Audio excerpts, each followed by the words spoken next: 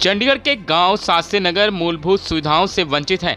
वहीं नगर निगम चुनाव नजदीक है, ऐसे में कई राजनीतिक दल यहां पर मीटिंग कर यहां के लोगों को अपनी तरफ आकर्षित करने में कोई कसर नहीं छोड़ रहे।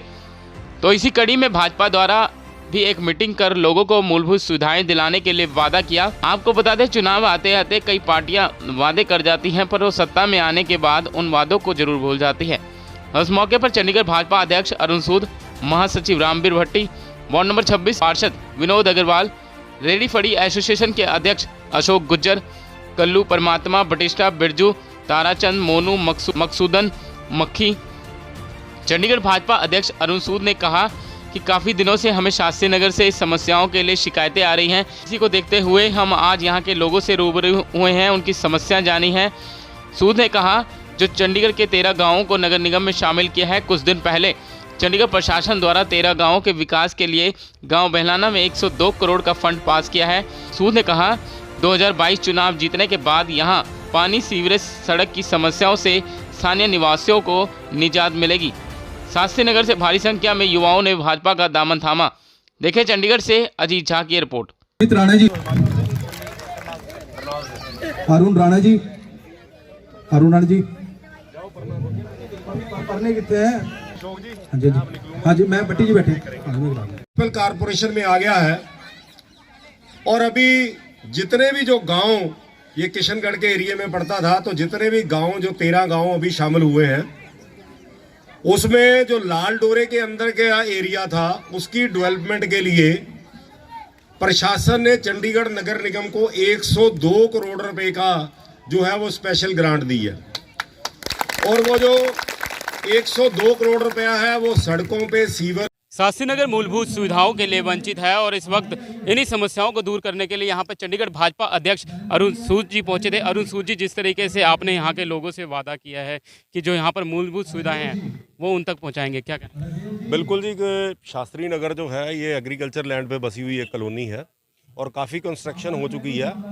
अभी नई कंस्ट्रक्शन पे तो प्रशासन ने रोक लगा दी है, लेकिन मैंने लगातार एडवाइज़र साहब से, गवर्नर साहब से भी बात की थी कि ये 2 ही हल हो सकते हैं। या तो ये सारा जितनी भी आप जिसको इलीगल कंस्ट्रक्शन बोलते हैं, जो लोगों ने अपनी ज़रूरत के हिसाब से की है, या तो उसको आप गिराइए और या उसको मान्यता दीजिए। गिराना पॉसिबल नहीं है। और आपने जब ये अगर गिरानी थी तो बनने क्यों दी है? और लोगों ने जो, जब आप गांव एक्वायर किए तो लोगों की ज़मीनें चलेगी, लोगों के एग्रीकल्चर की रोजी रोटी चलेगी, लोगों के डेयरी फार्मिंग का धंधा चला गया, तो अब लोग होटल बना के या मकान किराए पे देने के लिए कमरे बना के इन्हीं से लोगों से करेंगे। और जो हमारे यूपी, बिहार के, हिमाचल के, पूर्वांचल के या उत्तराखंड के लोग हैं, वो जो मेहनत मजदूरी करते हैं, दिहाड़ीदार हैं, वो कोठी तो चंडीगढ़ में खरीद नहीं सकते। और चंडीगढ़ के लोगों को कारपेंटर भी चाहिए, राजमिस्त्री भी चाहिए, कि चंडीगढ़ के लोगों को पेंट करने वाला भी चाहिए। तो यूपी, बिहार के लोग जो अपना घर बार छोड़ के चंडीगढ़ की सेवा के लिए आए हैं, उनको सस्ते रेट पे यहाँ मकान मिल रहे हैं, तो उसको रेगुलराइज करना चाहिए। दूसरा, बिजली की बात आई है, वो भी मैंने इनको बताया कि किस प्रकार से हम उसको बिजली के मीटर लगवा सकते हैं। पानी के लिए निर्णय कारपोरेशन ने ले लिया कि पानी सारे शहर में, नहरी पानी अब हमारे पास सफिशिएंट है, हम सारे शहर में नहर का पानी सप्लाई करेंगे। जिस तरीके से पानी के पीछे काफ़ी समस्याएं आई थी, जब यहाँ के लोग कॉरपोरेशन के पास गए, प्रशासन के पास गए, तो उनके कनेक्शन काटने की उनको धमकी तक देते हैं। ऐसे में पानी तो सबके लिए ज़रूरी है। ये तो ज़रूरी है। अब जैसे मैंने बिजली का बताया, तो बिजली कोर्ट ऑर्डर से, कंज्यूमर कोर्ट के ऑर्डर से वो हो जाएगी। वो कई जगह हमने पहले भी कराया, फर्नीचर मार्केट 42 में, दनास की मार्बल मार्केट में। और पानी के लिए तो कारपोरेशन को हमने ये सारे गाँव में पानी जो देने की बात कही है। और एक अभी मैंने प्रशासन से ये भी बात कही है कि जब तक आप लाल डोरा ख़त्म करके चेंज ऑफ लैंड यूज़ नहीं लाते, ये लोगों को बेसिक अमेनिटीज़ तो आपको देना इनका फंडामेंटल राइट है। तो सीवर, स्ट्रॉम, सड़क, स्ट्रीट लाइट, पीने का पानी, ये बेसिक नेसेसिटीज़ हैं। और इस कारण से इनको जैसे 102 करोड़ रुपया, 21 लाख जो है वो लाल डोरे के अंदर की डेवलपमेंट के लिए दिया है। मैंने एडवाइज़र साहब से किया है कि आप कारपोरेशन को ना दीजिए, लेकिन एडमिनिस्ट्रेशन का इंजीनियरिंग डिपार्टमेंट है, इनको बेसिक नेसेसिटीज़ तो दे। तो उस पर बात चल रही है। अभी 10-15 दिनों में कोड ऑफ कंडक्ट लगना है, लेकिन उसके चुनाव के तुरंत बाद हम ये सारी चीज़ों को और जो परसू करने वाले हैं।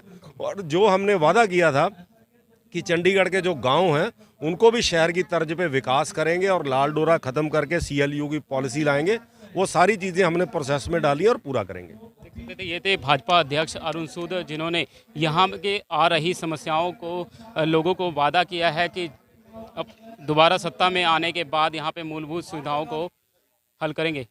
चंडीगढ़ से ऐसा है, अब से पहले जो ये शास्त्री नगर है, ये जो एरिया था ये ग्राम पंचायत में था, ये नगर निगम में नहीं था। पर जो अभी ये 2 साल पहले यहाँ पर जो 13 गांव लिए गए, अब 13 गांव जो पंचायत में इसमें कॉर्पोरेशन में लिए गए, तो ये भी लिया गया। और अब बहुत दिन से लटक ही रहे थे काम, 7-7 साल हो गए, 7-7 साल हो गए। सारे जितने अपने गाँव हैं, यहीं की बात नहीं है कि 7 साल हो गए वहाँ पर सड़कें बने, अब सड़कें भी वहाँ पर बनी नहीं। तो अब 100 कुछ करोड़ रुपए का भी देश अपने जो प्रशासक हैं BL पुरोहित जी, उन्होंने शुरू किया अभी उद्घाटन में बैलाना गांव में। तो मैं समझता हूँ कि यहाँ पर भी होंगे काम, यहाँ पर भी होंगे। सबसे पहले तो आपके चैनल के माध्यम से हमारी स्थानीय जो शास्त्री नगर के निवासी हैं, मैं उनका तहे दिल से धन्यवाद देता हूँ आज के इस कार्यक्रम को सफल बनाने के लिए। और अभी हमारे माननीय चंडीगढ़ प्रदेश अध्यक्ष श्री अनिल सूद जी अभी यहाँ आए और उन्होंने बतलाया कि जिस प्रकार से हमारे गांव की जो समस्याएं हैं, जैसे पानी, सीवरेज और हमारे जो मकानों पे पंजा मार के हमारे मकान तोड़ दिए जाते थे, उसके बारे में उन्होंने विशेष रूप से इस तरफ रोशनी डाली कि म्युनिसिपल कॉरपोरेशन ने अभी चंद दिनों पहले पूरे 13 गाँव में जो म्युनिसिपल कॉरपोरेशन के अंदर जो गाँव आए हैं, उनको 102 करोड़ 21 लाख रुपये म्युनिसिपल कॉरपोरेशन से एडमिशन को मिले हैं। और उसके अंदर मैं पहले तो भारतीय जनता पार्टी के जितने भी काउंसलर और मेयर साहब का तहे दिल से धन्यवाद करना चाहता हूं कि उन्होंने 102 करोड़ 21 लाख रुपए पहली बार 13 के 13 गाँव के अंदर दिए। मैं उनका तहे दिल से धन्यवाद करना चाहता हूं। बाकी आपके चैनल के माध्यम से मैं सभी का धन्यवाद करना चाहता हूं कि आज का जो कार्यक्रम है उसको सफल बनाने के लिए तहे दिल से उनका धन्यवाद।